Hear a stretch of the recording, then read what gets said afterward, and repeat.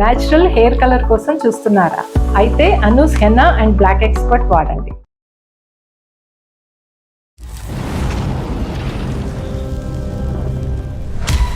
హెవీగా డ్రింక్ చేస్తాడు. డ్రింకే కాదు, ఈవెన్ గుట్కాలు అలానే నమ్ముతూ అలానే వస్తాడు. మళ్ళీ నన్ను వచ్చి ఫిజికల్ గా చేయడము, 2 days వరకు చాలా నరకం అనుభవిస్తాను. 100% అందరినీ అన్ని సందర్భాల్లో సంతోష పెట్టగలిగేటటువంటి కెపాసిటీ, అనుభవం, వయస్సు నీకు లేవు. అడ్జస్ట్ అవ్వు అంటున్నారు. ఎన్ని రోజులు అడ్జస్ట్ అవ్వాలి? ఎంతకాలం అడ్జస్ట్ అవ్వాలి? తను ఫిజికల్ గా చేసిన తర్వాత 2 రోజులు నేను లేవలేను. ఆ పెయిన్స్ నరకం ఉంటుంది. ఎట్లా భరించాలి నేను? 4 గోడల మధ్య జరిగిన ఒక విషయాన్ని ఒక ఆడపిల్ల బహిరంగంగా ఇలా ఫోన్లో చెప్తోందంటే మెరైటల్ రేప్ అంటారు దీన్ని. ఇది సనాతనంగా మనకొస్తున్న ఆచార సాంప్రదాయాలు. నువ్వు అడ్జస్ట్ అయ్యి అక్కడే పడుండాలా? ఎంత నరకమైనా సరే ఇంకా పడుండాలా? అక్కడే చచ్చిపోవాలా? ఊరంతా నా గురించి ఇది తిరిగిపోతుంది, కొన్నైతే చెప్పుకోలేము.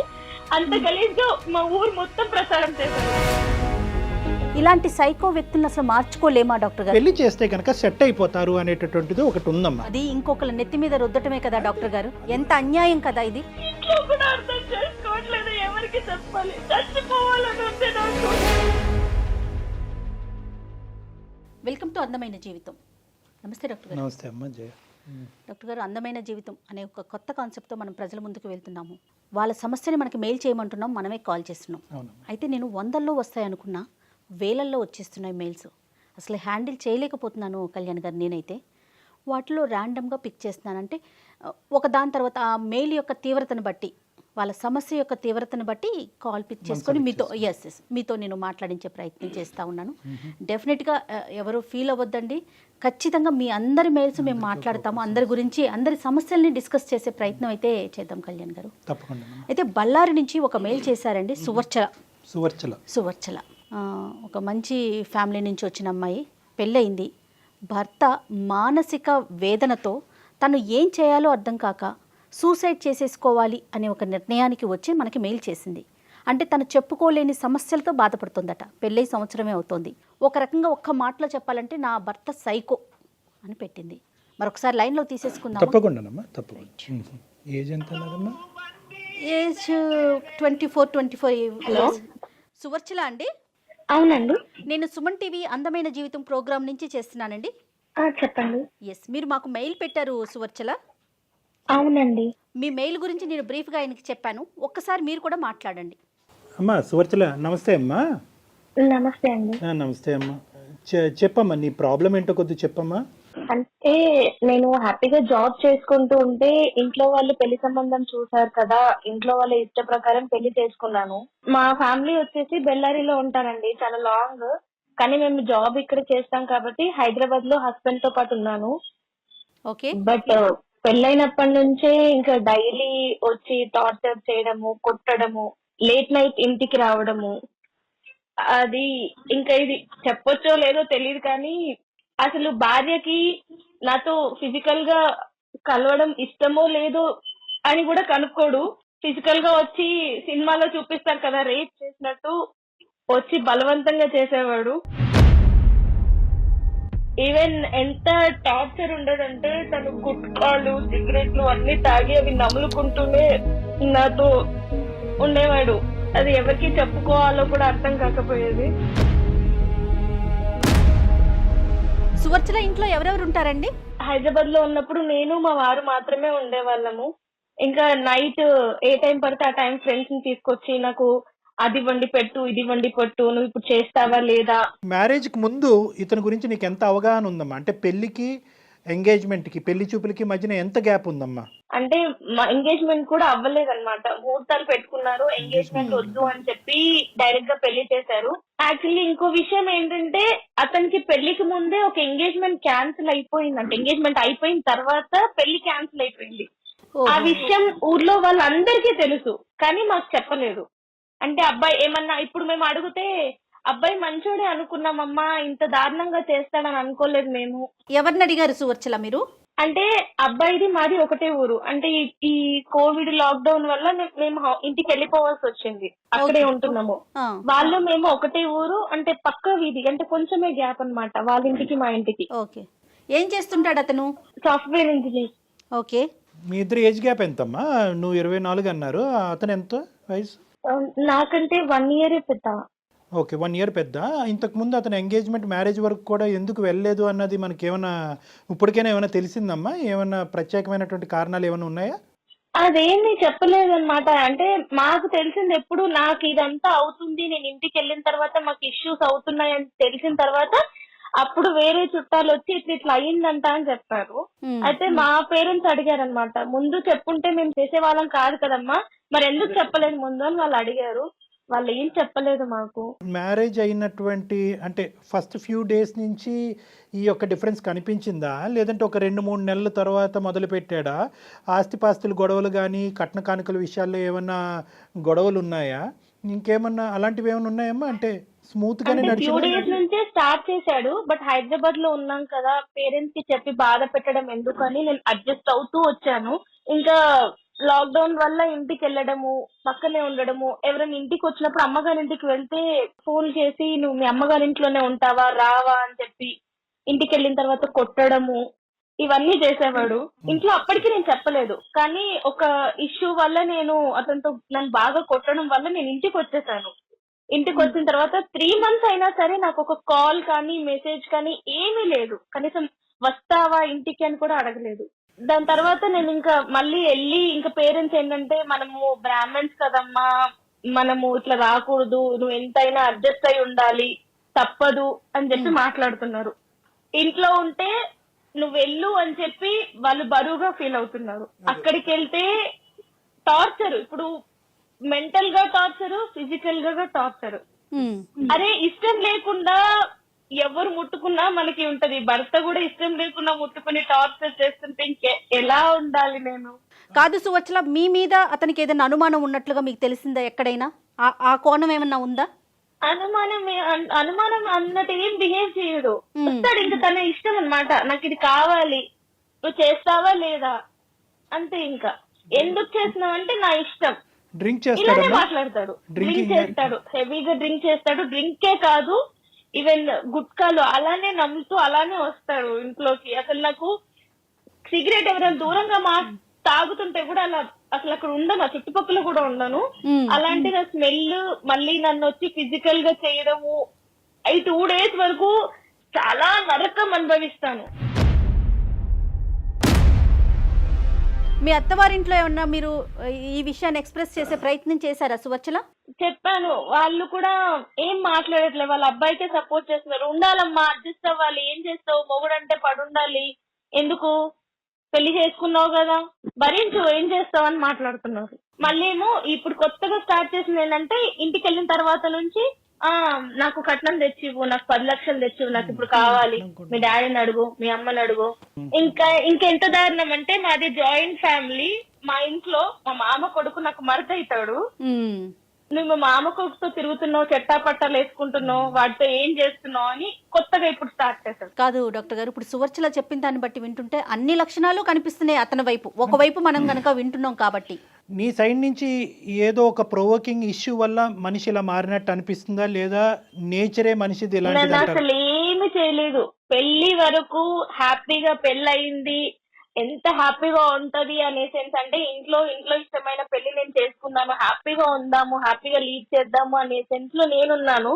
కానీ అయిన తర్వాత మొత్తం నా లైఫ్ అనేది చేంజ్ అయిపోయింది. అడ్జస్ట్ అవ్వు అంటున్నారు. ఎన్ని రోజులు అడ్జస్ట్ అవ్వాలి, ఎంతకాలం అడ్జస్ట్ అవ్వాలి? నువ్వు మానసికంగానే కాదు, ఫిజికల్ గా శారీరకంగా కూడా నన్ను హింసిస్తూ ఉంటే ఎన్ని రోజులు భరిస్తాము? ఎట్లా అంటే తను ఫిజికల్ గా చేసిన తర్వాత 2 రోజులు నేను లేవలేను, పెయిన్స్ నరకం ఉంటుంది, ఎట్లా భరించాలి? ఊరుకోండి సువచ్చల, ఇంట్లో కూడా అర్థం చేసుకోవట్లేదు, ఎవరికి చెప్పాలి? చచ్చిపోవాలని ఉంది నాకు, కానీ మీ ప్రోగ్రామ్ చూసి ఒక్కసారి మిమ్మల్ని అడుగుదాము ఏం చెప్తారు అని చెప్పి ఫోన్ చేశాను. చచ్చిపోవటం, ఆత్మహత్య అనేటటువంటిది సొల్యూషన్ కాదు. నువ్వు చాలా చిన్న అమ్మాయివి. నీ జీవితాన్ని నువ్వు ఏ విధంగా సరిదిద్దుకోగలవు అనేటటువంటిది, లేదంటే ఏ దారిలో వెళ్తే కనుక నీకు సరైనటువంటి సొల్యూషన్ అందుబాటు అవుతుందని అందమైన జీవితం ఖచ్చితంగా ఆ మార్గాన్ని చూపెట్టే ప్రయత్నం చేస్తుందమ్మా. కానీ ఇంకా ఏమన్నా ఉందమ్మా అంటే సర్దుకుపోయి దిద్దుకుని ముందుకెళ్ళిపో అని చెప్పేటటువంటి వాళ్ళకు కాకుండా నీ మనసు, లేదంటే అంటే మీ పేరెంట్స్కి ఆ మనసు లేదు అనేటటువంటి అభిప్రాయం నాకు లేదు, కానీ వాస్తవానికి నీ యొక్క సిచ్యువేషన్ ఎగ్జాక్ట్గా అర్థం చేసుకుని ఈ విధంగా ఉండు అని సపోర్ట్ చేసేటటువంటి స్నేహితులు కానీ. ఒక మాట చెప్పండి, నా తల్లిదండ్రుల ముందే నన్ను వాడు కొట్టిండు, అవునమ్మా, దారుణంగా కొట్టి తోసి పడేసిన వాడు, వాళ్ళు లేనప్పుడు నన్ను ఎలా చూసుకుంటాడు వాళ్ళకి తెలియదా? అయినా కానీ మన ఊరే అంటే మా పక్కనే కదా, ఊర్లో అందరికి తెలుసు కదా మీకు పెళ్ళయిందని చెప్పి, నువ్వు ఇంకా వాడితోటే ఉండాలి నువ్వు అని అంటే నేను ఎలా బతకాలి, నేను ఎలా ఉండాలి వాడితోటి? ఇటు తల్లిగారు ఆదరయ్యారు, అటు అత్తగారు ఆదరయ్యారు, నేను ఏమైపోవాలి? మీరేం చదువుకున్నారు సువర్చల? బీటెక్ చదివాను. జాబ్ చేయాలి అనే ఆలోచన ఏమైనా ఉందా? అంటే మీ ఇంట్లో జాబ్కు పంపించే ఆలోచన వాళ్ళకి పేరెంట్స్ అసలు ఉందా? బిఫోర్ మ్యారేజ్ పెళ్లి ముందు వరకు చేశాను, పెళ్లి తర్వాత కూడా చేశాను. ఓకే. మధ్యలో ఇంకా ఈయనకి కష్టం అవుతుంది, నాకు ఎవరు వండి పెడతారు అని వాళ్ళ మదర్ కొంచెం చెప్పడం వల్ల జాబ్ మానేసి ఇంట్లోనే నేను ఉన్నాను. ఓకే. ఇంట్లోనే ఉన్నారు. అమ్మ మీరు ఎంతమంది అమ్మా? అక్క చెల్లెలు ఎంతమంది అమ్మా మీరు? మేము ఇద్దరం అండి. మీరిద్దరే. మరి నీకేమన్నా అనిపించిందమ్మా అంటే నీ పెళ్లి చేసేటటువంటి దాంట్లో కొద్దిగా ఎంక్వైరీస్ కానీ, లేదంటే కొద్దిగా క్షుణ్ణంగా విశ్లేషించిన తర్వాత ఒక అబ్బాయిని వెతికి పెళ్లి చేసినట్టుగా నీకు అనిపించిందా? ఎందుకు ఇద్దరు అమ్మాయిలు ఉండేటటువంటి చోట ఎందుకు ఈ తొందరపాటు? అంటే ఇన్ని క్యారెక్టర్స్ ఒక మనిషి. నేను అడిగాను, వాళ్ళు అడిగారు, మేమంతా చూసి ఆరాధించి, మరి పెద్ద ఫ్యామిలీ కదా, అందరూ కనుక్కున్న అబ్బాయి మంచోడే చుట్టుపక్కల వాళ్ళే అందరూ చెప్పారు. ఇప్పుడు ఎంత దారుణం అయిపోయిందంటే అబ్బాయి గురించి తెలిసి కూడా వాళ్ళే ఇప్పుడు నన్ను అంటున్నారు. అంటే ఈ అబ్బాయి ఏం చేశారంటే, నేను ఇప్పుడు వేరే వాళ్ళని ఏమైనా పెళ్లి చేసుకుంటానేమో తనకి డైవర్స్ ఇచ్చి అని చెప్పి ఊరంతా నా గురించి ఇది తిరిగిపోతుంది, మొగుడుతో సరిగ్గా ఉండదు, ఎంత గలీజ్ కొన్నైతే చెప్పుకోలేము, అంత గలీజ్ గా మా ఊరు మొత్తం ప్రచారం చేశారు. కానీ కళ్యాణ్ గారు ఇక్కడ చూడండి, వాళ్ళే వచ్చి నన్ను చెడుగా అంటున్నారు. ఓకే, వాళ్ళ పేరెంట్స్ తప్పిదం అనేది ఎంత స్పష్టంగా కనిపిస్తోంది. ఈ రోజుల్లో అబ్రాడ్ లో ఉండే వాళ్ళ ఫ్యామిలీలే పూర్తిగా ఎంక్వైరీలు చేసి ముందు వెనక ఆలోచించి పెళ్లిళ్ళు చేస్తున్నారు కదా. పక్క సందులో ఉన్న అబ్బాయి గురించి ఎంక్వైరీ చేసుకోకుండా ఆడపిల్లని ఇచ్చేస్తున్నారు. అంటే తల్లిదండ్రులు విశ్లేషణ చేయలేదా అనేటటువంటిది ఒక ఎత్తు. యూజువల్గా ఏంటంటే ఈ టైప్ ఆఫ్ పర్సనాలిటీస్ సమాజంలో 2 నుంచి 4% ఉన్నారమ్మా. 2 to 4% మంది ఉన్నారు. వీళ్ళు బయటకు దేవుళ్ళలా కనిపిస్తూ ఉంటారు, ఇంట్లో దెయ్యంలాగా రాక్షసులాగా ప్రవర్తిస్తారు. ఎలా మారిపోతారు డాక్టర్ గారు? అంటే బయటికి కనిపించేదే సమాజం నమ్ముతుంది.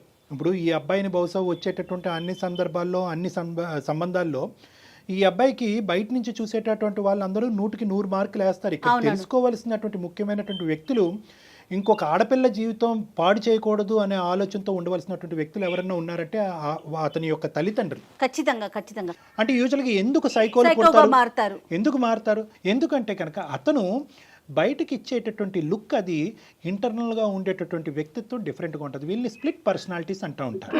మంచి చూస్తే కూడా అలా ఉండడు, చాలా అమాయకంగా ఉంటాడు. ఎందుకంటే సింపుల్ గా చెప్పాలంటే సువర్చన నమ్మకం చెప్తే కూడా అంత అట్లా ఉన్నాడా, ఎవరు నమ్మలేని పరిస్థితి. అంటే అరే అసలు నిజం చెప్తుందా అబద్ధం చెప్తుందా, మరి పర్సనాలిటీకి బిహేవియర్ కి సంబంధం ఏముంది? కానీ ఒక్క విషయం చాలా స్పష్టంగా అర్థమవుతుందండి. అంటే నేను సువర్చల వైపు మాట్లాడుతున్నానని అనుకోవద్దు డాక్టర్ గారు. 4 గోడల మధ్య జరిగిన ఒక విషయాన్ని ఒక ఆడపిల్ల బహిరంగంగా ఇలా ఫోన్లో చెప్తోంది అంటే తను ఎంత మానసిక క్షోభ అనుభవిస్తోందో అర్థమవుతోంది కదా మనకి. అందులో డౌటే లేదమ్మా. అంటే సువర్చల ఇప్పుడు ఉండేటటువంటి డిప్రెషన్ అనొచ్చు, లేదంటే ఎందుకు ఇలా బ్రతుకుండాలి. ఎందుకంటే తన సిచ్యువేషన్ ఏంటంటే చాలా మంది ఆడపిల్లలు ఈ పొజిషన్లో ఉన్నప్పుడు తల్లిదండ్రులు ముందుకు వస్తారు.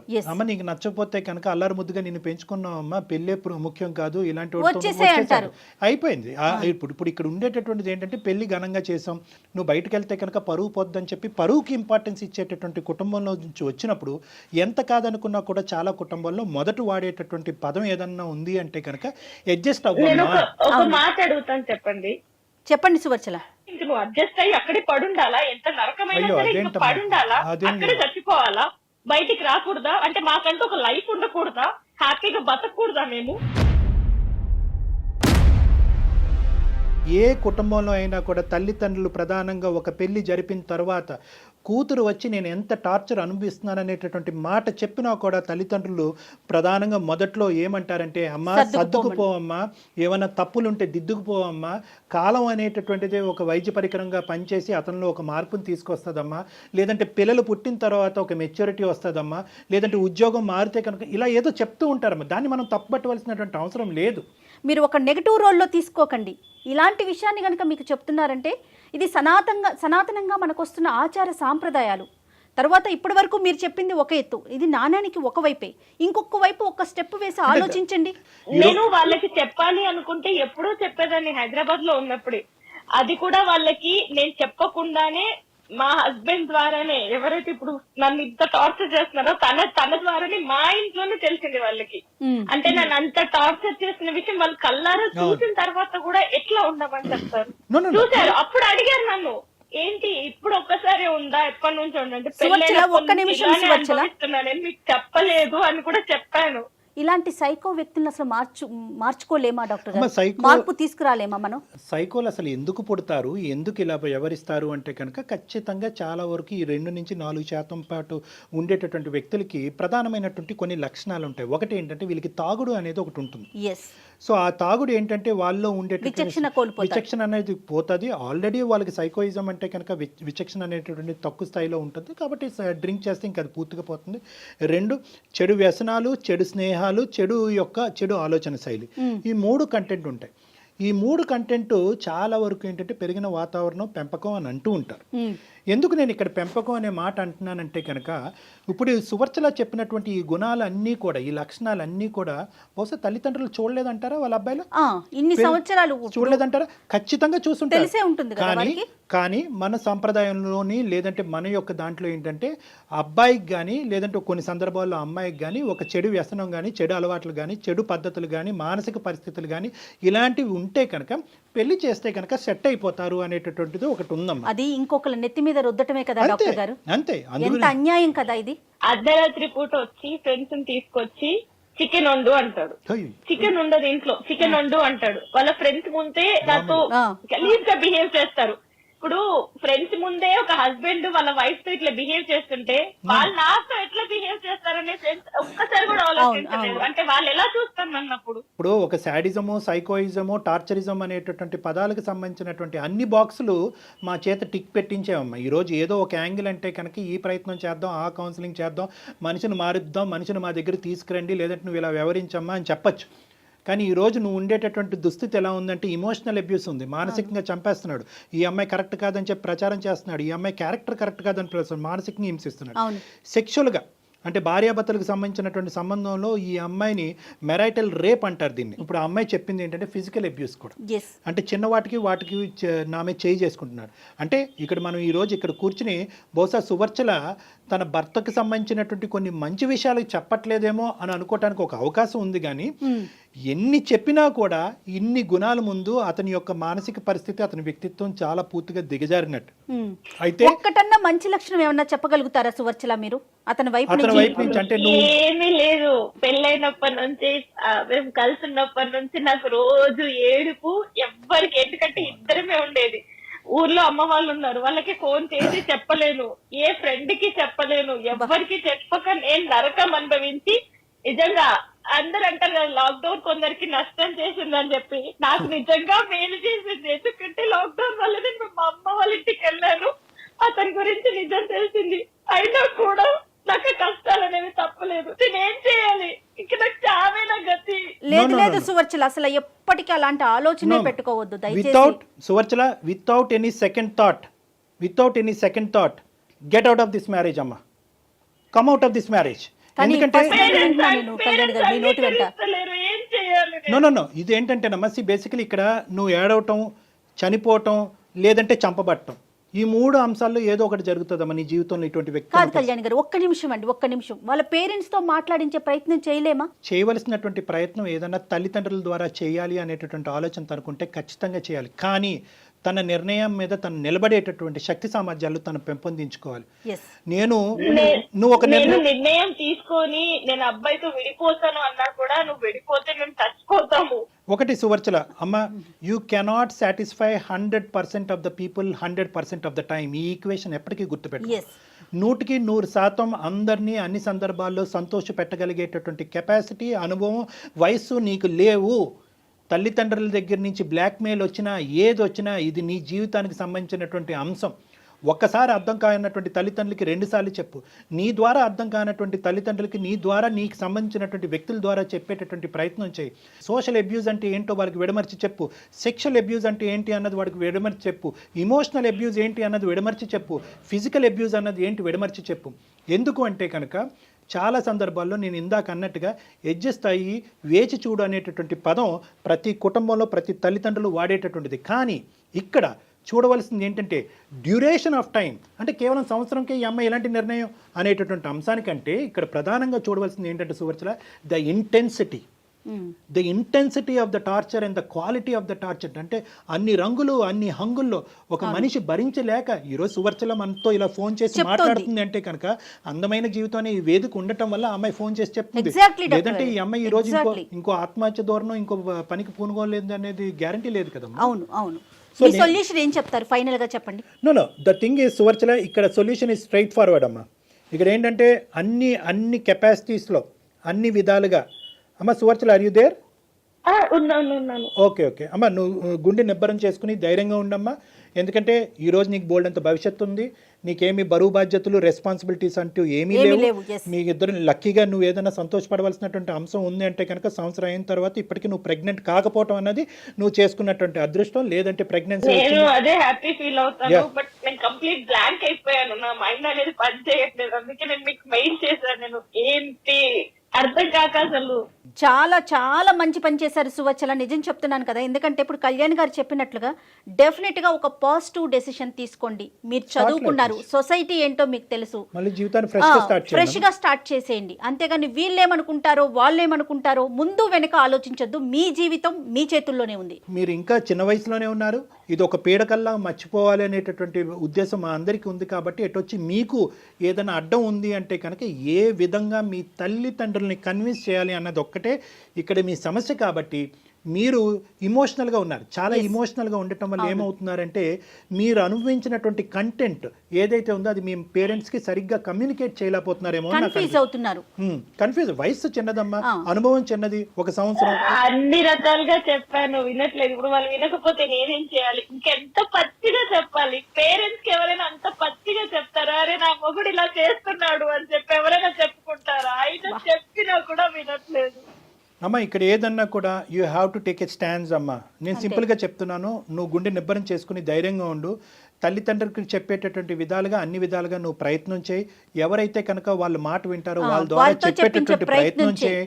లాస్ట్ అండ్ ఫైనల్ నువ్వు ఇంకొకటి కూడా చెప్తానమ్మా. బహుశా నీ తల్లిదండ్రులకి నువ్వు కన్వే చేసిన తర్వాత మీ తల్లిదండ్రులు అటువైపు తల్లిదండ్రులు ముందుకొచ్చి జస్ట్ ఫర్ దేర్ సాటిస్ఫాక్షన్, వాళ్ళ సంతోషం సంతృప్తి కొరకు మీరిద్దరూ మ్యారేజ్ కౌన్సిలింగ్కి వెళ్ళి ఒక్కసారి ఆఖరి అవకాశం ట్రై చేయండి అని చెప్తే దానికి కూడా నేను రెడీగా ఉన్నానమ్మా. అది కూడా నువ్వు ఏకీభవించి నువ్వు ఇలా వెళ్దాము, ఇది ఒకసారి ట్రై చేద్దాం అనే ఉద్దేశం నీకు ఉంటే కనుక will try that. Otherwise will close that door also. Second కాకుండా ఫస్ట్ చెప్పారు కదా, కొత్త లైఫ్ స్టార్ట్ చేయమని. ఓకే అమ్మా, ఆల్ ద బెస్ట్. కన్విన్స్ చేయడానికి డెసిషన్ తీసుకుంటాను. అలాగే తల్లి, అలాగేనమ్మా, షూర్. మీ పేరెంట్స్ కి ఎవరు చెప్తే వింటారో వాళ్ళతో చెప్పించే ప్రయత్నం చేయండి సువర్చల. రైట్, అదే ట్రై చేస్తాను. అంటే మీరు మాట్లాడిన తర్వాత కొంచెం చిన్న హోప్ వచ్చింది. Very good. కంటిన్యూ చేస్తాను. Thank you so much. కాల్లోనే కాదు సువర్చల, మీకు ఎప్పుడు ఎలాంటి అడ్వైస్ కావాలన్నా కూడా డెఫినెట్ గా మాకు పర్సనల్ గా మీరు మెయిల్ చేయొచ్చు. ఓకే అండి, thank you. Thank you Suvarchala. God bless you అమ్మా, ఆల్ ద బెస్ట్ తల్లి.